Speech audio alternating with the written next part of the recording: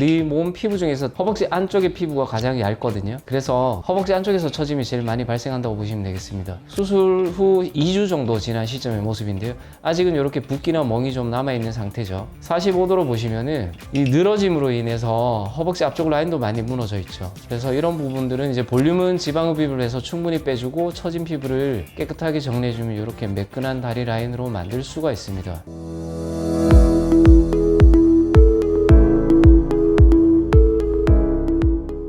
안녕하세요. 거상 마에스트로 오창현 원장입니다. 모든 거상술은 처져 있는 살을 끌어올려 준다는 것에 목적이 있지만 부위별로 수술 시간도 조금씩 다르고 중요하게 생각할 점도 조금씩 다르거든요. 오늘은 팔과 허벅지 거상에 대해 이야기해 볼까 합니다. 허벅지와 팔 거상술은 주로 체중 감량이나 노화로 인해 피부가 과도하게 늘어진 환자들이 많이 찾는 수술인데요. 그 중에서도 허벅지 거상술은 주로 허벅지 안쪽과 바깥쪽 피부가 처진 분들이 많이 하시게 되죠. 특히 체중을 많이 감량했을 때 허벅지 안쪽이 겹쳐지는 느낌이 들거나 바지 입기가 불편하고 마찰로 인해 피부 트러블이 발생하는 경우가 많은데요. 이런 분들은 피부의 탄력이 회복되지 않아서 허벅지 라인을 매끄럽게 복원할 수 있는 거상술을 하시면 도움이 됩니다. 이분 같은 경우는 이미 이제 복부 거상은 진행을 했던 분이시고요. 허벅지 거상을 하기 전 이제 촬영한 모습입니다. 체중 감량을 많이 하고 나서 허벅지 특히 안쪽 살이 많이 늘어지게 되는데 우리 몸 피부 중에서 허벅지 안쪽의 피부가 가장 얇거든요. 그래서 허벅지 안쪽에서 처짐이 제일 많이 발생한다고 보시면 되겠습니다. 수술 후 2주 정도 지난 시점의 모습인데요. 아직은 이렇게 붓기나 멍이 좀 남아있는 상태죠. 45도로 보시면은 이 늘어짐으로 인해서 허벅지 앞쪽 라인도 많이 무너져 있죠. 그래서 이런 부분들은 이제 볼륨은 지방흡입을 해서 충분히 빼주고 처진 피부를 깨끗하게 정리해주면 이렇게 매끈한 다리 라인으로 만들 수가 있습니다. 옆에서 보셔도 피부가 늘어지면서 좌우로 퍼짐, 앞뒤로 퍼짐이 생기게 되는데 이분 같은 경우는 뒤쪽도 많이 느슨한 느낌이었거든요. 근데 흡입 후에 피부를 처진 만큼 제거하고 당겨서 봉합을 해놓게 되면 이렇게 타이트한 모습으로 변하게 됩니다. 그래서 이게 허벅지 거상술의 전후가 되겠습니다.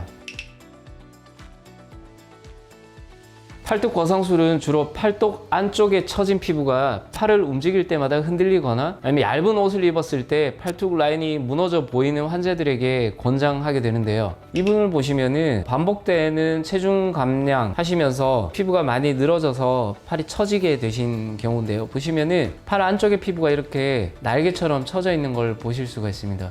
이분이 수술하고 나서 17일차 모습을 보시면요. 절개선은 팔 안쪽에 이렇게 들어가게 되는데 이 절개선의 위치는 우리가 팔을 편안하게 내렸을 때는 안쪽에서 절개선이 형성되기 때문에 정면, 측면, 뒷면에서 팔 흉터가 보이지 않는 장점이 있습니다. 그래서 제가 절개선을 넣는 부위는 주로 팔 안쪽 요 부위가 되겠습니다. 그리고 나서 2개월째 모습, 그 다음에 9개월째 모습을 보시면 흉터가 점점점 옅어지는 걸 보실 수가 있습니다. 그리고 최종적으로 이분이 한 1년 5개월 정도 지났을 때 모습을 보시면 흉터는 많이 옅어져 있죠.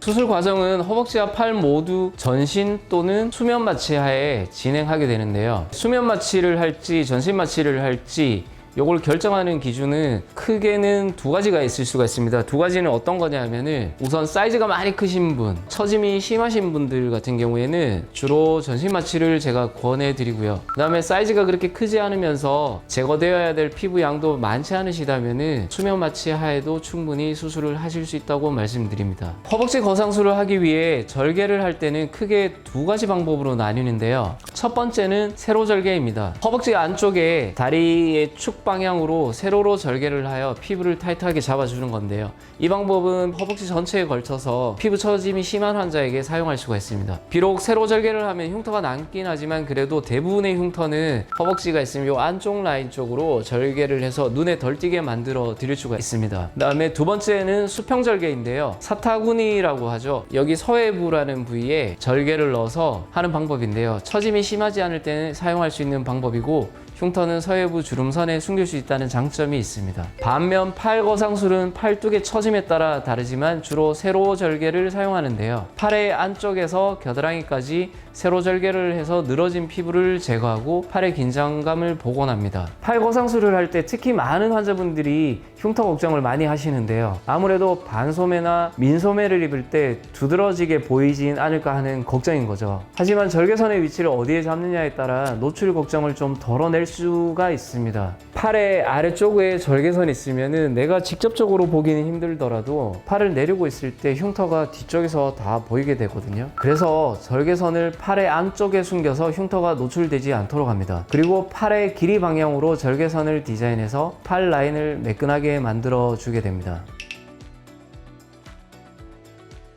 말씀드린 것처럼 흉터 위치를 눈에 잘 띄지 않는 부위에 숨겨두는 것이 가장 중요한 것 중 하나라고 생각하고요. 거상술을 한 후 남은 피부의 탄력성도 중요합니다.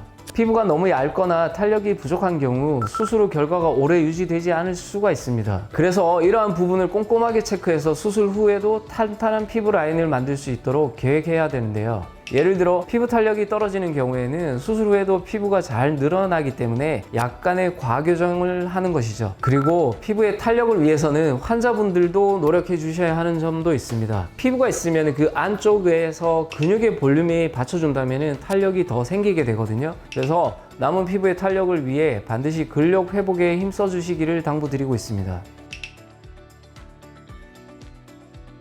허벅지 거상과 팔 거상술 모두 피부와 지방 조직을 긴장감 있게 봉합하기 때문에 기본적으로 회복 기간 동안 붓기와 멍이 있을 수 있습니다. 또한 수술 후 첫 2, 3일이 가장 불편함을 많이 느낄 시기인데요. 대개 팔 거상술이 허벅지 거상술에 비해 통증이 조금 덜한 편입니다. 그러나 개인에 따라 통증 정도는 다를 수 있으며 통증이 심하게 느껴질 경우 추가적인 통증 완화 처방을 진행해 드립니다. 그런데 환자분들이 힘들어하는 건 통증보다 붓기 때문인 것 같은데요. 수술 부위에서 시작된 붓기가 점점 아래로 내려가기 때문인데요. 팔 거상술을 한 경우 붓기가 손으로, 그 다음에 허벅지 거상술을 하게 되면 붓기가 종아리와 발 부위로 내려갈 수가 있는데요. 보통 1에서 2주 차에 가장 많이 붓고 서서히 빠져서 한 달째는 대부분 회복되니 큰 걱정은 하지 않으셔도 되겠습니다. 허벅지, 팔 거상 하신 분들 케어에서 가장 중요한 것은 결국은 흉터가 최대한 적게 생기게 하는 거라고 말씀드릴 수가 있는데요. 수술 후 흉터에는 이렇게 생긴 스테리 스트립이라는 테이프를 붙여 드리게 되는데요. 요걸 붙이는 방법을 제가 보여드리겠습니다. 이렇게 크기에 맞게 자르셔서 테이프를 이렇게 떼서 어떻게 붙여주냐 하면요, 절개된 부위가 여기라고 가정을 하면은 이 부위가 서로 벌어지지 않게 이렇게 단단히 잡아주는 게 가장 중요하거든요. 그럼 어떻게 붙이느냐, 보시면 한쪽 면에 이렇게 테이프를 붙이고요, 얘를 이렇게 당겨줍니다. 당기면 피부가 당겨지는 게 보이시죠? 이렇게 해서 테이프를 고정하게 됩니다. 그러면 이 흉터 부위가 넓어지려고 하는 것을 이 테이프가 막아주게 되는 거죠. 그래서 이 테이프는 주로 2달 정도는 붙이게 됩니다. 그리고 흉터가 덧나지 않도록 연고 처방까지 해드리는데요. 특히 팔의 경우 팔을 들지 않으면 흉터가 보이지는 않지만 반소매나 민소매를 입으면 노출되는 부위라서 흉터 레이저와 주사를 지속적으로 해드리고 있습니다. 흉터는 시간이 지나면 좋아지지만 어떻게 관리를 하느냐에 따라 달라질 수가 있거든요. 그리고 환자들의 개별적인 통증 감각을 고려해서 맞춤형 진통 관리도 해드리고 있습니다. 회복하는 동안 갑작스러운 통증이 생기지는 않는지, 환자분에게 불편함이 있지는 않은지 철저하게 모니터링을 하는데요. 필요시 추가적인 치료를 통해 환자들이 회복 과정에서 불편을 겪지 않도록 노력하고 있습니다. 말씀드린 대로 저희 병원에서 제공해드리고 있는 흉터 레이저 치료를 절대 소홀히 하지 않고 꾸준히 받으시라고 말씀드리고요. 사실 가장 중요한 건 흉터를 햇빛에 노출하면 안 된다는 것입니다. 아무리 작은 상처라도 흉이 남고 착색이 되는 가장 큰 이유는 자외선이니까요. 그래서 환자분께서 자외선 차단제를 꼼꼼하게 바르는 노력도 하셔야 됩니다. 그리고 허벅지와 팔 거상술을 한 후에는 반드시 압박복을 착용해야 하는데요. 압박복은 붓기를 감소시키고 수술 부위의 형태를 유지하는 데 정말 필수적입니다. 효율적이라고 말씀드릴 수 있습니다. 또 봉합 부위에 생기는 긴장도를 압박복이 좀 잡아줌으로써 줄여줄 수 있기 때문에 흉터 관리에도 도움이 됩니다. 그 외에도 무거운 물건을 드는 것과 같은 무리한 움직임은 흉터가 벌어지거나 피부가 다시 처지는 원인이 될 수 있으니 주의하셔야 되겠습니다. 오늘은 허벅지와 팔 거상술에 대해 얘기해봤는데요. 결국 전문가의 수술 방식 빼고는 모든 거상술에 있어서 환자분들이 주의하셔야 할 건 똑같습니다. 수술 후 몸 컨디션 관리를 잘 하셔야 되고 흉터 관리도 잘 하셔야 한다는 것. 이 두 가지가 수술 경과에 큰 영향을 미치기 때문에 꼭 염두에 두시기 바랍니다. 허벅지와 팔 거상술에 대해 궁금하신 사항이 있다면 댓글로 남겨주세요. 제가 하나하나 읽고 답변을 달아드리겠습니다. 감사합니다.